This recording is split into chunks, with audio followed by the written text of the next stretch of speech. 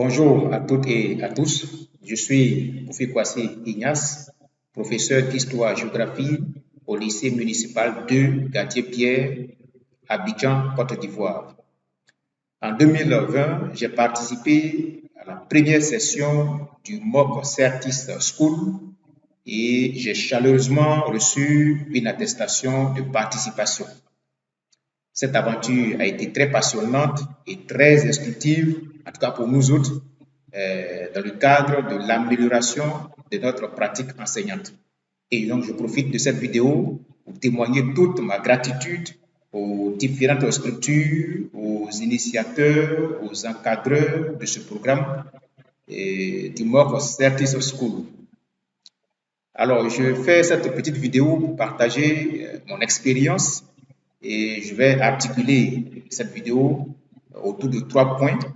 D'abord, les acquis que j'ai pu capitaliser tout au long de cette formation. Dans une deuxième partie, je vais présenter un peu comment j'ai réinvesti ces acquis de la formation. Et puis, dans une dernière partie, comment j'assure le renforcement de ces acquis à travers différentes activités que je mène en ligne. Et donc, voilà un peu ce sur quoi va porter cette vidéo. Bien, comme indiqué, voyons la première partie qui va porter sur les acquis de la formation. Et dans un premier point, j'ai pu acquérir de nouvelles connaissances théoriques. Alors, le dispositif en auto-formation MOOC Certis School, qui s'appuie sur le référentiel UNESCO, m'a permis d'acquérir de nouvelles compétences pragmatiques dans le domaine de la technopédagogie pour optimiser ma pratique enseignante. J'ai appris à comprendre les composants du référentiel TIC enseignant de l'UNESCO, notamment les 3 niveaux: acquisition, approfondissement et création de connaissances. J'ai retenu aussi que l'intégration des outils et contenus numériques dans le processus enseignement m'a permis de structurer et d'innover au profit de mes apprenants l'apprentissage. J'ai compris par cette formation l'importance de l'interaction coopérative, du travail collaboratif et collectif dans le processus enseignement-apprentissage. J'ai compris aussi par la mise en œuvre pratique de cette formation en situation de classe surtout que la régularité de l'utilisation des outils numériques tempère ou atténue progressivement l'effet de distraction des apprenants. Ça, c'est une observation personnelle. J'ai aussi appris que la diversification des approches pédagogiques améliore systématiquement l'apprentissage des apprenants.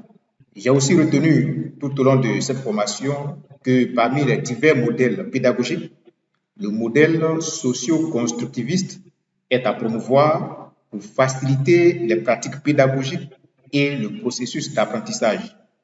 Même si l'environnement infrastructurel en Afrique ne facilite pas la mise en pratique véritable de cette approche. Par cette formation, j'ai appris à choisir et à élaborer personnellement des supports pertinents et contextuels pour animer mes séances de cours. Et j'ai aussi appris à développer des dispositifs asynchrones surtout pour suivre la progression de mes apprenants dans ma discipline en histoire-géographie.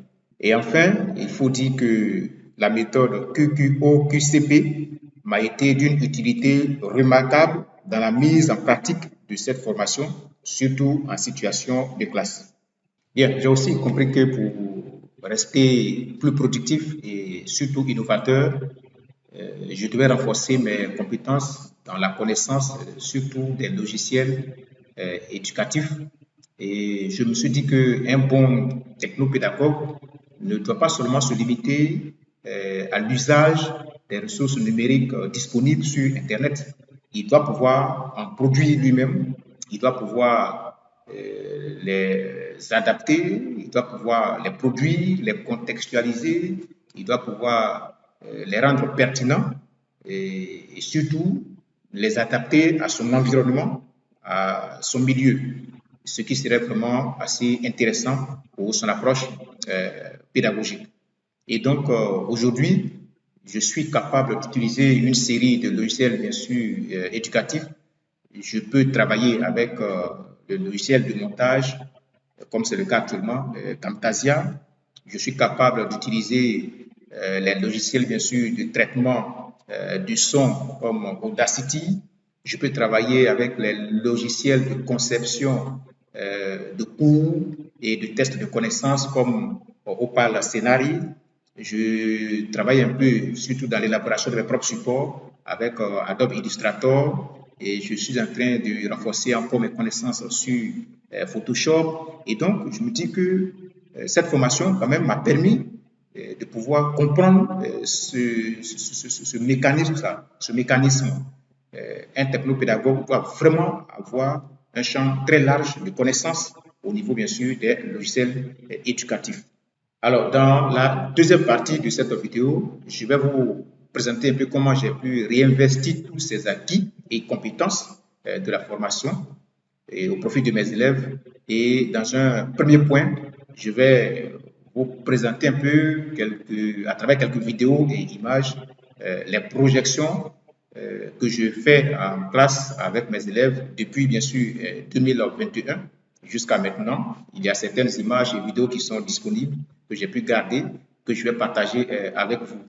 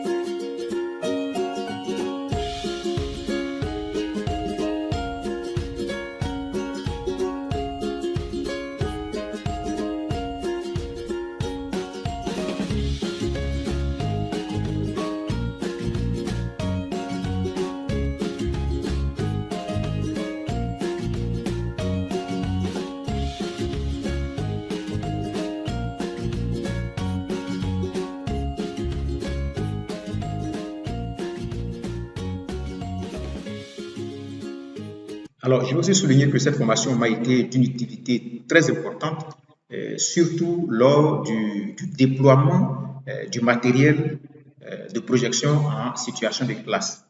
Et c'est là que je me suis rendu compte que cette formation MOOC a été vraiment très importante au niveau du matériel même à déplacer en classe, au niveau du montage, au niveau du câblage, au niveau de la gestion du timing, au niveau de la gestion de l'effet de distraction.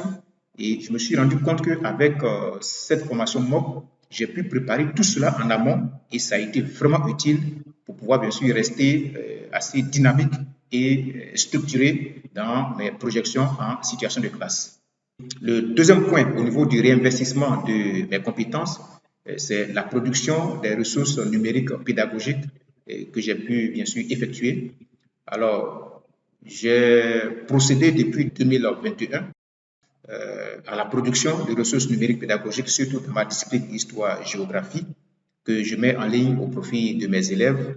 Et donc, j'ai personnellement conçu un site web c'est pas trop structuré, mais j'ai pu concevoir moi-même un site web sur lequel j'héberge pratiquement toutes mes productions au profit de mes élèves. C'est très gratuit. Mes élèves donc peuvent aller là-bas. Il y a bien sûr tous des cours en histoire-géographie, il y a des supports de cours, il y a des sujets de baccalauréat que je mets en ligne pour eux, il y a des tests de connaissances pour renforcer leurs acquis.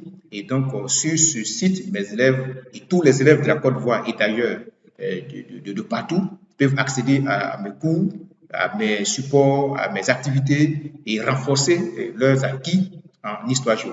Alors, donc, je vous donne bien sûr le lien de ce site Internet. Et au-delà même du site Internet, il y a une chaîne YouTube que je gère et que j'ai créée. Et sur cette chaîne aussi, je mets en ligne les capsules vidéo que je conçois sur différentes leçons pour renforcer les capacités des élèves. Vous savez, en histoire-géographie, quand il n'y a pas souvent de support visuel, la compréhension est très difficile pour nos apprenants. Et donc, je fais des montages vidéo, des animations, et aussi bien au niveau des cours que des constructions de graphiques. Donc, je mets tout ça en ligne gratuitement au profit des élèves.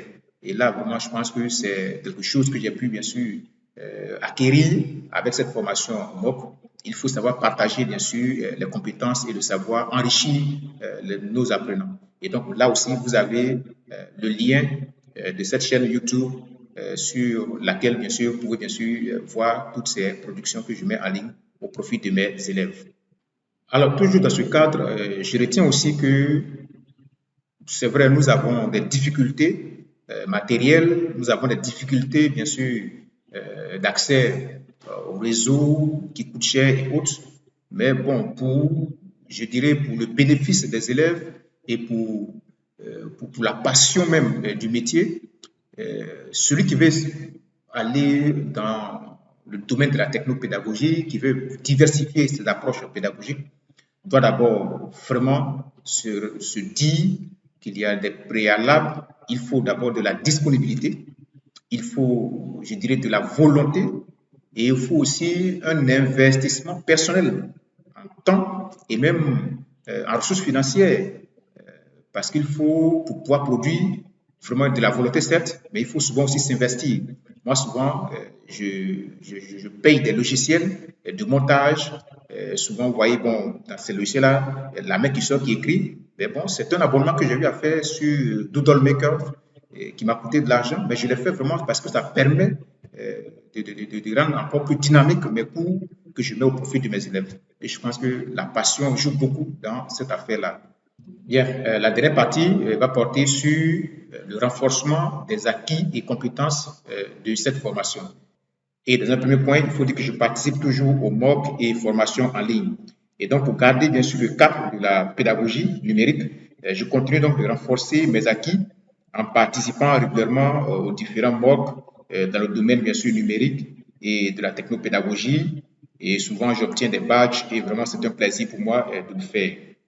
Il arrive aussi que je m'inscris à des concours en ligne qui sont organisés par diverses structures. Voilà, je suis au terme de cette petite présentation sur les acquis que j'ai pu capitaliser tout au long de la formation MOOC Certis School 2020. Et ces acquis ont été réinvestis de façon pragmatique au bénéfice des apprenants à travers plusieurs dispositifs et productions en ligne. Et je continue quant à moi de renforcer mes acquis et mes compétences par la participation au MOOC et aux initiatives nationales, sous-régionales et internationales au niveau de la technopédagogie. Encore une fois de plus, sincère remerciement aux encadreurs, aux initiateurs et à tous ceux qui interviennent bien sûr dans le programme MOOC Certis School. Et je pense que c'est une initiative salutaire pour nous autres enseignants qui est à encourager parce qu'elle nous permet de diversifier nos approches pédagogiques au bénéfice de nos élèves. Alors, au plaisir donc de vous revoir pour d'autres challenges. Merci.